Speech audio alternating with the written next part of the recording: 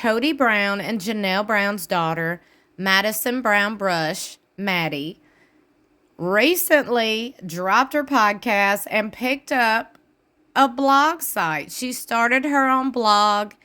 It's been very, very, very nice to read through her post. And we're going to do that today. Her latest post, very, very telling about how she feels, how she grew up, the environment she grew up in, how she feels about parenting her kids now, making some changes. We're going to talk about it all, but before we do, welcome back to my channel. I don't know how you got here, but I'm so glad you're here. If you're new here, I hope you stick around and subscribe.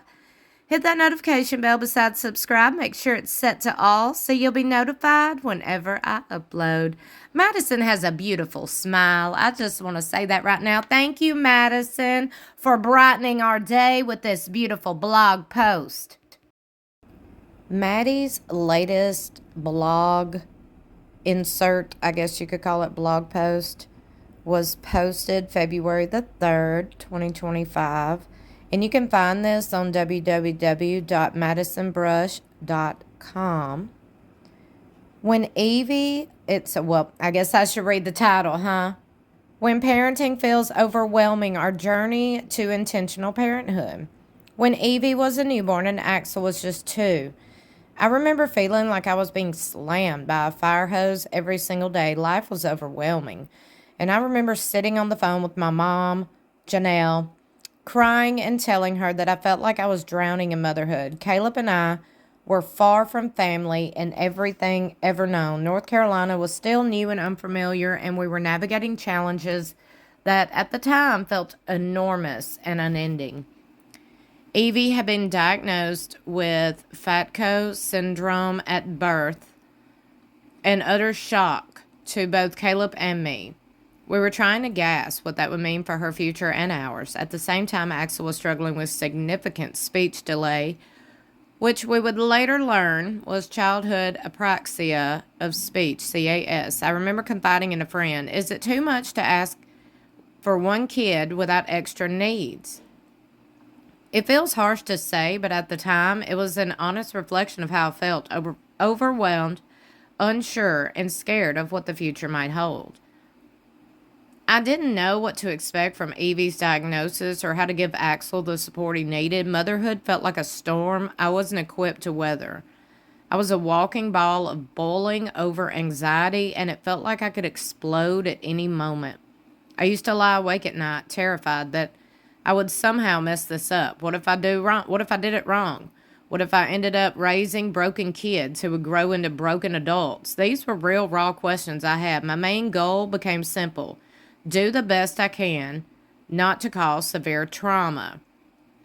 Now, looking back, I wish I could go back and hug that stressed out mama.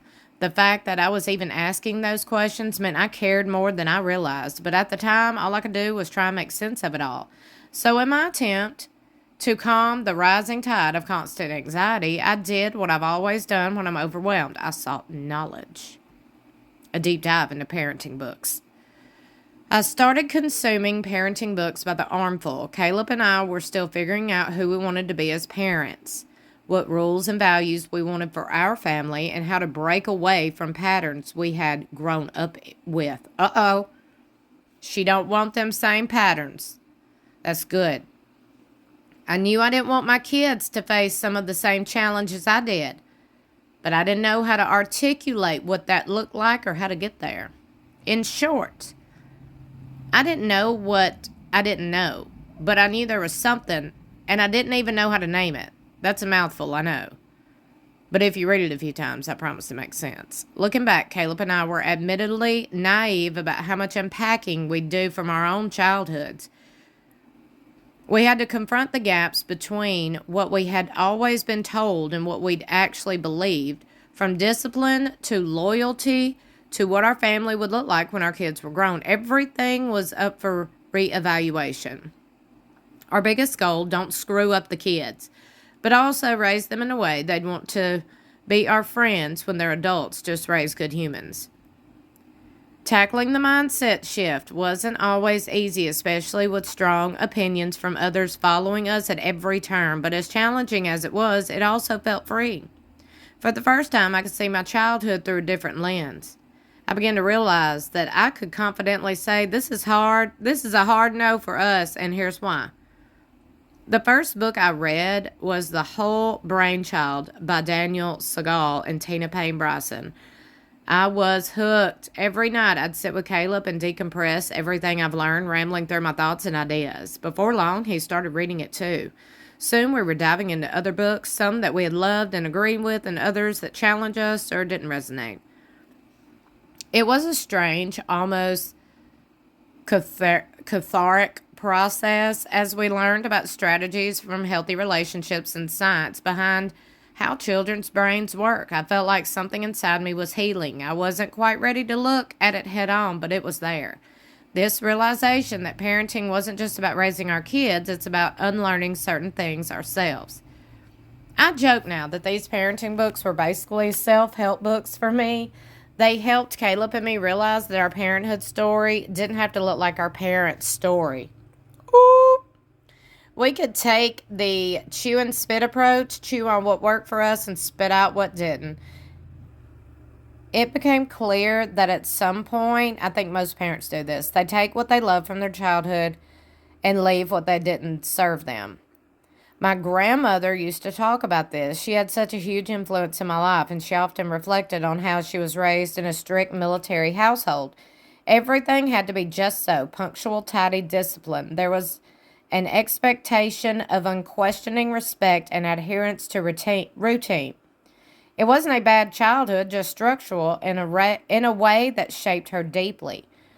When she became a mother, she loosened the reins, not out of resentment of how she was raised, but just because she wanted something different for her own kids. And now here I was doing the same thing, reevaluating, choosing, shaping. That realization made me feel lighter. I didn't have to have all the answers. I just had to be willing to learn, to adjust, and be intentional. Parenting wasn't about perfection. It was about a conscious choice. That realization shifted everything. I started to see my experiences growing up in a new light, not with resentment, but with understanding. It gave me the strength to make intentional choices for our family, to give our children the foundation of love, support, and curiosity we wanted for them.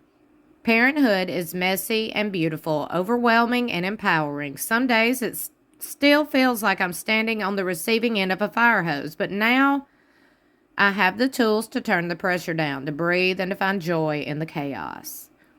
If you're in a season of overwhelmed, I hope this reminds you you're not alone. You're allowed to feel all the feelings, exhausted, unsure, even a little frustrated. But you're always capable of growth, healing, and creating something beautiful for your family. It's not about being perfect. It's about showing up, learning, and doing the work. Since I've shared my obsession with the parenting books, I've often asked which were my favorites, and she links them below and also has a bunch of comments. I think that was a beautiful post. Very well written. She is very intelligent, articulated. I appreciate that. Y'all go show Madison some love on her blog site, www.madisonbrush.com. Don't forget to like and share this video. Also, I hope you subscribe to this channel if you're new here and hit that notification bell beside subscribe. Make sure it's set to all so you'll be notified whenever I upload. I love you so much for watching. I'll see you in my next video or in the comments below.